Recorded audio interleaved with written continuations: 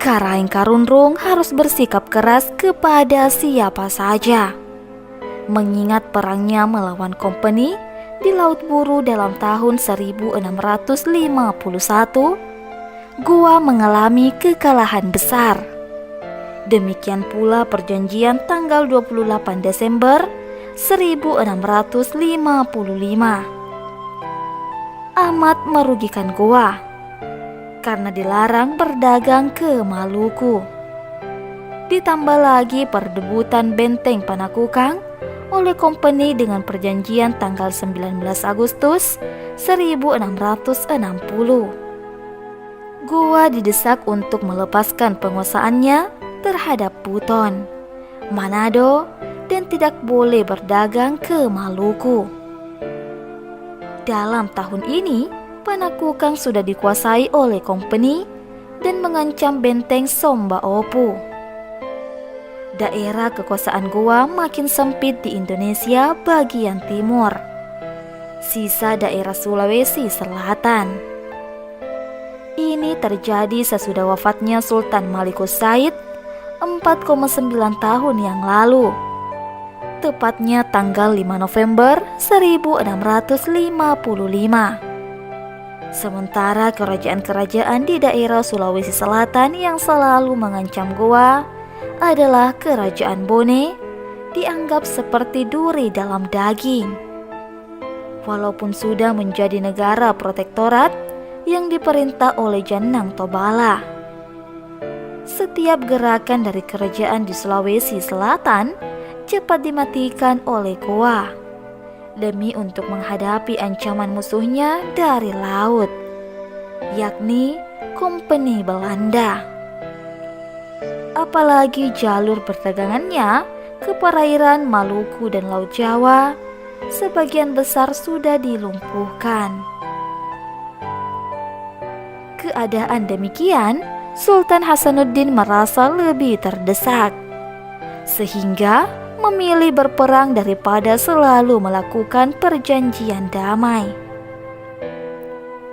Oleh karena setiap perundingan damai selalu menguntungkan Kompeni. Sementara menunggu Karaeng Popo selaku utusan ke Batavia untuk merundingkan perjanjian damai, Sultan memerintahkan kepada Mangkabumi Karaeng Karunrung mendirikan benteng Mariso di sebelah utara benteng Sombo Opu dan membuat parit pertahanan dari Binanga, Beru sampai ke ujung tanah. Panjangnya 2/2 mil.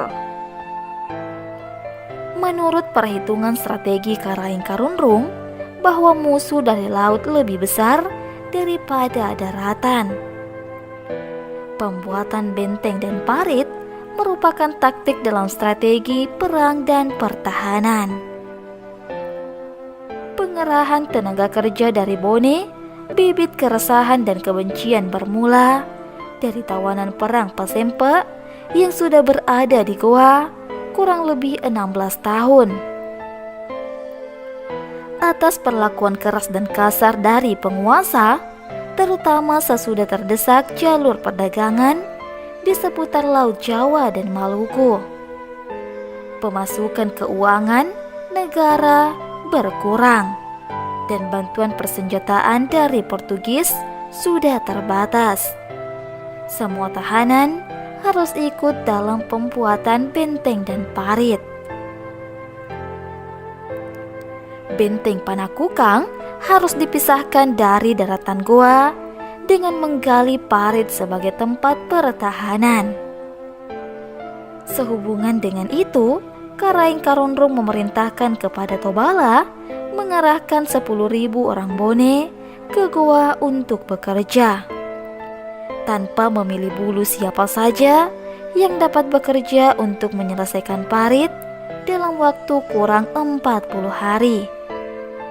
Rombongan orang Bone dipimpin oleh Janang Tobala dalam bulan Juli 1660. Mereka membawa alat-alat penggali, berjalan kaki ratusan kilometer selama 4 hari untuk mencapai Goa. Banyak di antara mereka sakit, terutama anak-anak dan orang tua. Langsung bekerja menggali parit dan sebagian membangun benteng Mariso. Menjelang beberapa hari bekerja siang malam dengan makanan seadanya, banyak di antara mereka terkena penyakit dan di antaranya ada yang melarikan diri. Bila mereka yang lari ditemukan oleh Laskar Goa, mereka disiksa setengah mati. Laksana hewan dipaksa bekerja menurut kehendak tuannya. Karaeng Karunrung sebagai arsitek dari penggalian ini bertambah marah dan berlaku keras. Karena makin hari makin banyak pekerja yang melarikan diri. Direncanakan bahwa parit-parit pertahanan dari Barombong ke ujung tanah sepanjang pantai selesai sebelum turun hujan bulan Oktober-November. Semua tahanan perang yang abadi ibu kota diperintahkan ikut kerja sebagai pengganti mereka yang melarikan diri. Ayah Latandritata dibebaskan dari kerja fisik, namun pedih hati melihat orang Bone dan orang Sopeng bekerja paksa dengan penderitaan yang menyedihkan. Beliau mengamuk di hadapan Sultan Hasanuddin untuk membebaskan rakyatnya atau Sempungina. Ia dibunuh dengan sangat ngeri oleh Algojo yang disaksikan oleh Karaeng Karunrung. Sebab berani menentang hanya karena melihat pekerja yang lari dihukum mati. Latandritata yang lazim tersebut di Makassar dengan gelar Daeng Serang. Setelah menyaksikan pembunuhan ayahnya dan bekerja paksa dari Sopeng dan Bone, bersumpah akan menurut. Utang darah bayar darah atas kematian ayahnya serta puluhan orang Sempungina. Direncanakan suatu pemberontakan secara besar-besaran untuk memerdekakan Bone dari belenggu penjajahan Goa. Usia Latandritata sudah memasuki 25 tahun dan sudah dikenal oleh orang Bone dan Sopeng. Mulailah Latandritata menggerakkan semua pekerja dan tahanan melarikan diri sesuai dengan rencana untuk berkumpul di Lamuru. Kebetulan Raja Goa bersama petinggi kerajaan menghadiri upacara keberhasilan panen sehingga pelarian berhasil dengan lancar. Pertemuan mereka di Lamuru dilaporkannya kepada Tobala di Bone dan Datuk Sopeng mengenai peristiwa tersebut dan mengundang keduanya untuk berunding di Atapang dekat Mampu. Perundingan di Atapang ini telah melahirkan kebulatan tekad untuk menyatakan kekuatan Bone dan Sopeng melawan Goa. Latandritata sudah mulai dikenal dengan gelar Datuk Mario yang telah dilekatkan oleh ibunya sejak ia remaja. Upaya memerdekakan rakyat Bone, peristiwa pelarian para pekerja paksa dari Bone dan Sopeng amat mengagetkan campur marah oleh Raja Goa. Seketika itu pula memerintahkan Karaeng Sumana untuk memburu dan menangkap Latandritata. 3 hari berikutnya, Laskar Goa sudah sampai ke Lamuru. Laskar Datuk Mario berjumlah 11.000 orang dari gabungan Laskar Sopeng dan Bone. Pada mulanya, Laskar Goa terpukul mundur. Disinilah pertama kali Datuk Mario menunjukkan keberanian dan taktik perang yang dipelajarinya dari Karaeng Patingaloang. Andaikan tidak datang bantuan dari Wajo membantu Goa, maka Laskar Goa akan kewalahan. Laskar Sopeng kembali menghadapi Laskar Wajo, sehingga kekuatan Bone menjadi lemah. Dalam hal ini, Laskar Bone atas pimpinan Tobala mundur ke Bone Utara, Timurung, Sailong, dan Mampu. Pertempuran di Mampu berlangsung dengan sengitnya. Tobala yang berani menerobos ke tengah peperangan, seorang laskar berkuda Goa berhasil menombak dan menetak kepalanya, sehingga gugur pada tanggal 11 Oktober 1660. Laskar Bone mulai kucar-kacir atas kematian Tobala, menyebabkan Latandritata Dato Mario mengubah taktiknya dengan mengundurkan diri ke pegunungan Sopeng Tanete. Sejak tewasnya Tobala, Latandritata menjadi buronan Goa.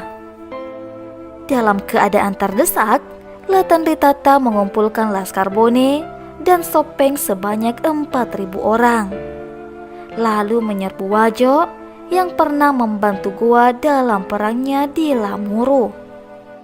Siasat beliau ingin memisahkan Wajo dari Goa. Rupanya beliau tidak berhasil, karena Goa tetap saja setia membantu Wajo. Sementara Wajo tak dapat melepaskan diri dari persekutuannya dengan Goa. Oleh karena kepentingan jalur perdagangan perlu diamankan, tak ada jalan keluar bagi Latandrita kecuali meninggalkan daerah Wajo dan Bone ke daerah pegunungan Tanete. Namun Laskar Goa tetap mengejarnya dimanapun ia bersama pasukannya yang masih setia kepadanya. Tujuan Goa adalah menangkapnya, apakah hidup atau mati. Di pegunungan Ompungen, beliau bersembunyi atas perlindungan orang-orang Tanete. Hampir saja ia tertangkap, sekiranya tidak cepat meninggalkan pegunungan Ompungen. Siasat perang gerilya, menyerang dan mundur tak dapat dipertahankan lagi. Suara hati mengatakan, aja nai taibati, na pepeng to Goa. Namun tekad adalah satu, lebih baik mati berkalang tanah daripada dijajah. Ikhtiar dan upaya memerdekakan negara Bone tetap harus dijalankan dengan menempuh segala macam cara. Budi luhur yang terbit dari hati nurani Latandritata, rasa manusiawi melihat bangsanya diperlakukan dengan tak senonoh, menjadi motivasi untuk meneruskan perjuangan. Di lain pihak, dirasakannya tak sejengkal tanah di daratan Sulawesi Selatan yang diizinkan oleh Goa untuk hidup. Diputuskannya untuk meninggalkan Sulawesi Selatan bersama laskarnya yang setia sebanyak 400 orang menuju Pulau Buton. Pada hari Sabtu tanggal 25 Desember 1660, bertolak dari Campalagian atau Palete ke Buton. Hanya perbekalan 100 kali emas pemberian Datuk Sopeng dan beberapa perhiasan emas pemberian keluarganya di Sopeng. Di hari kemudian menyusul Arung Bila, Arung Apanang, dan Arung Belo. Laskar Goa tiba di Sopeng. 10 hari kemudian dipimpin oleh Abdul Hamid Karaeng Karunrung mengikuti jejak Latandritata sampai ke Bone, tidak bernafsu lagi untuk memerangi Goa yang tetap mengejar Latandritata. Di sana pula Karaeng Karunrung mengetahui bahwa buronannya sudah berlayar menuju timur 12 hari yang lalu. Menurut catatan di Buton, bahwa Latandritata tiba di Buton pada tanggal 19 Agustus 1664, yakni Mosuruna Aratama Sultan Malik Sirullah bersama petinggi-petinggi negara Buton. Latanritatta diperlakukan sama di rumahnya sendiri, diberi perlindungan atas tanggung jawab Laode Arfani Sapati Bahluwu. Latanritatta mengharapkan bantuan dari Sultan Buton untuk melawan Goa. Kalau sekiranya pula melalui Sultan Buton dapat bekerja sama dengan Ternate. Namun dijawab oleh Sultan Buton bahwa tidak mempunyai kekuatan melawan Goa. Mengingat invasi Goa ke Buton sudah acap kali mengalami pengorbanan, sama pula Ternate sudah sering diserbu yang membawa banyak korban. Penyerbuan Goa ke wilayah timur adalah penaklukan wilayah tersebut sebagai rangkaian strategi yang menghalangi kompeni berdagang rempah-rempah. Hasil musyawarah dengan pembesar-pembesar Buton dan saran-saran mereka, diputuskan bahwa kekuatan yang mampu mengalahkan Goa hanyalah kompeni Belanda. Diingatnya, sejak ia masih di Goa, Bantaing Panakukang yang kuat dapat dirabutnya hanya menggunakan kapal 6 buah yang dapat memukul Portugis sebagai sekutu Goa. Raja Goa mengaku kalah dan mengikat perjanjian damai yang merugikan Goa.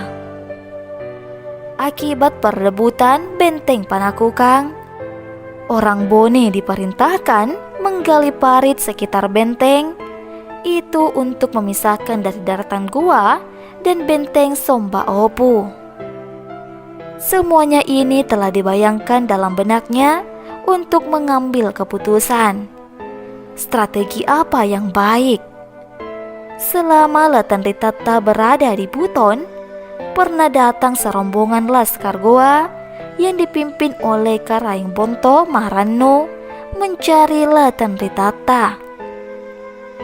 Pasukan Bone Sopeng bersembunyi di balik gunung, sedangkan Latanritatta disembunyi oleh Sultan Buton di bawah tanah. Jawaban Sultan Malik Sirullah kepada Karaingbonto Maharanno bahwa Latanritatta Dato Mario tidak ada di atas tanah Buton. Dengan jawaban itu, Karaingbonto Maharanno percaya dan kembali ke Goa. Sesudah melakukan pengamatan di tempat yang diduga berada Latanritatta. Keputusan yang disepakati bersama dengan Sultan Buton untuk menjalankan taktik, yaitu meminta bantuan kompeni Belanda di Batavia. Bermula Arung Patojo atau komandan pasukan diutus ke Batavia sebagai kurir, menjejaki kemungkinan bekerja sama melawan kerajaan Goa.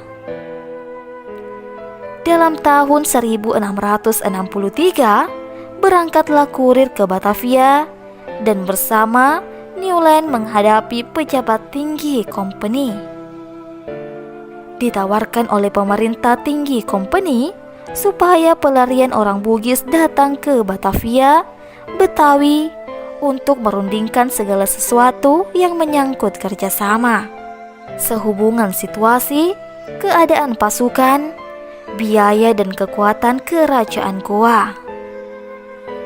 Dalam bulan November 1663, berangkatlah mereka ke Batavia dengan menumpang kapal kompeni De Lewin yang kat secara berangsur.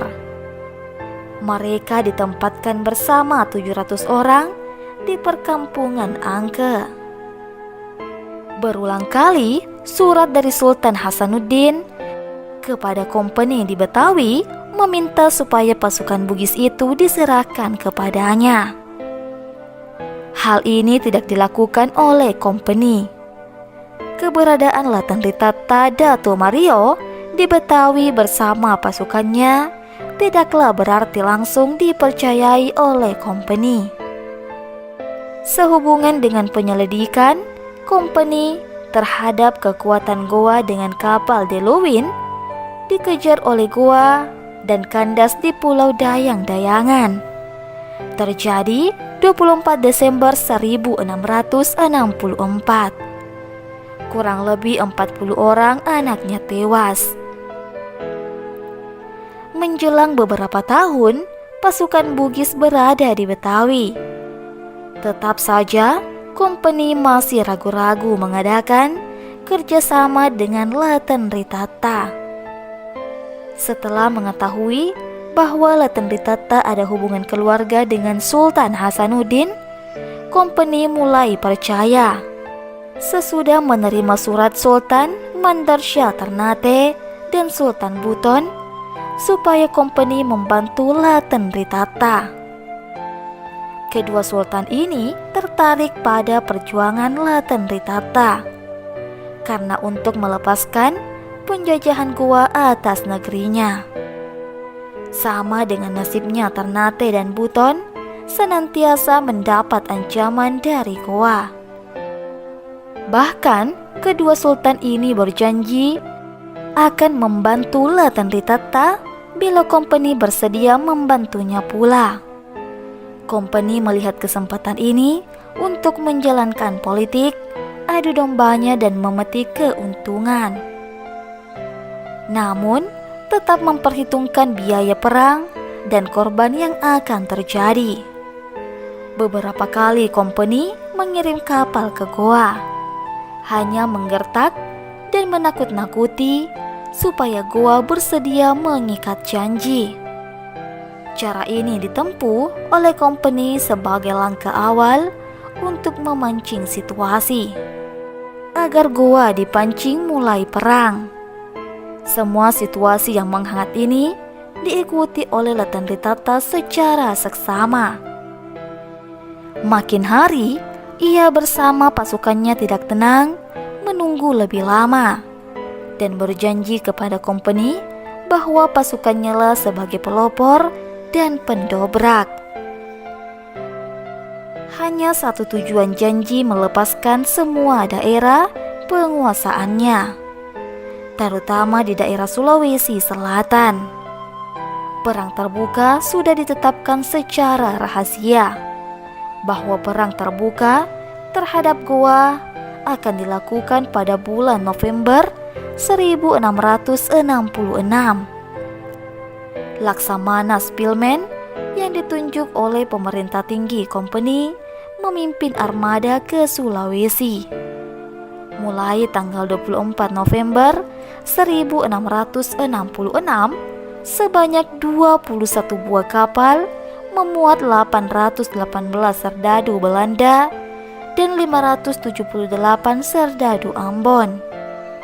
Dalam armada ini, laskar Bugis yang dipimpin oleh Laten Ritata terbagi atas beberapa kelompok pasukan yang dikepalai oleh masing-masing oleh Arung Belo, Arung Patojo, Arung Kaju, dan beberapa pangeran dari Bone.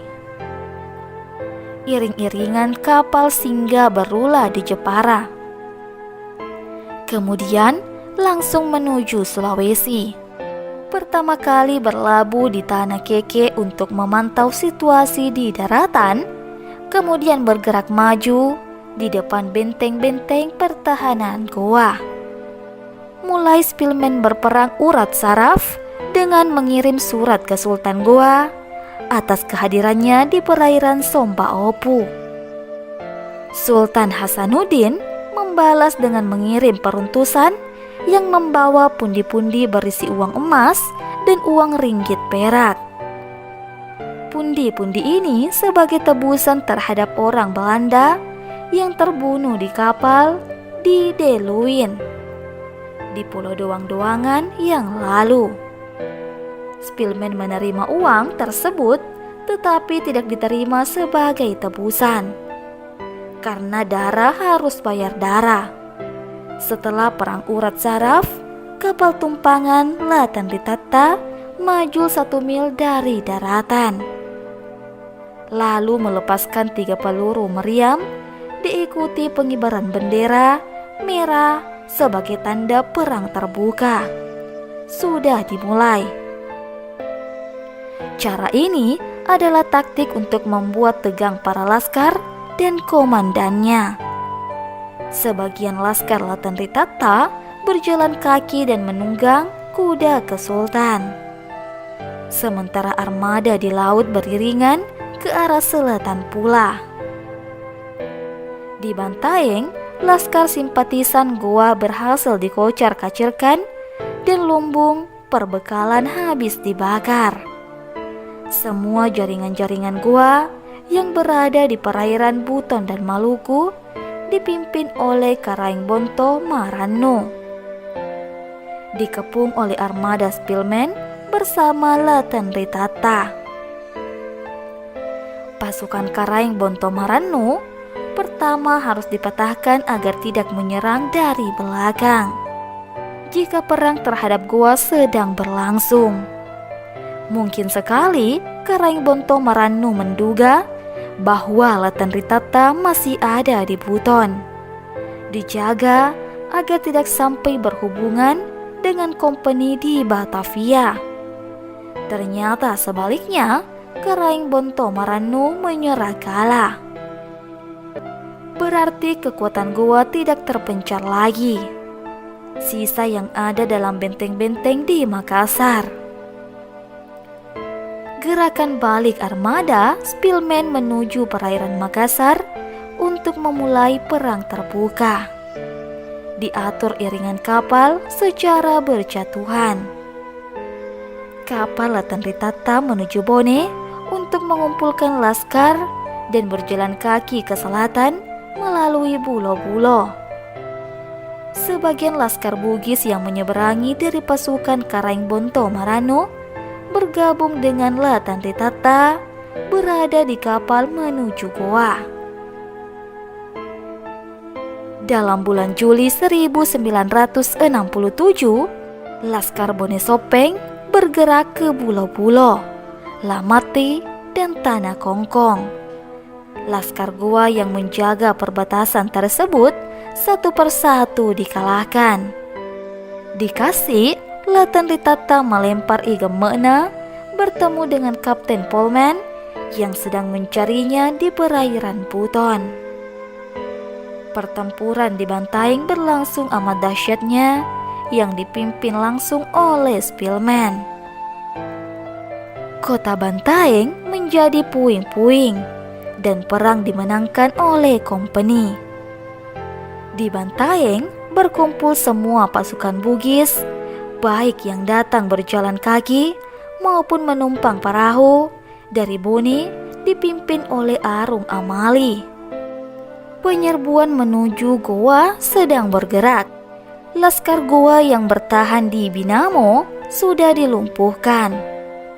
Sepanjang perjalanan, mulai dari Bulo-Bulo, banyak bekas laskar Goa turut bergabung dalam pasukan melempar Igem Mekna, termasuk pasukan Lamati dan Binamo.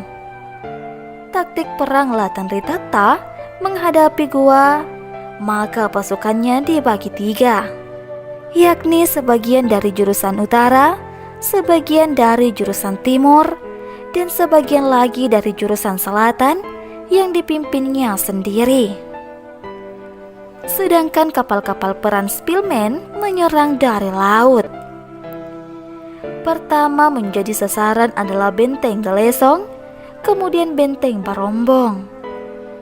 Pertempuran berlangsung mulai dari bulan Juli sampai dengan bulan November tahun 1667.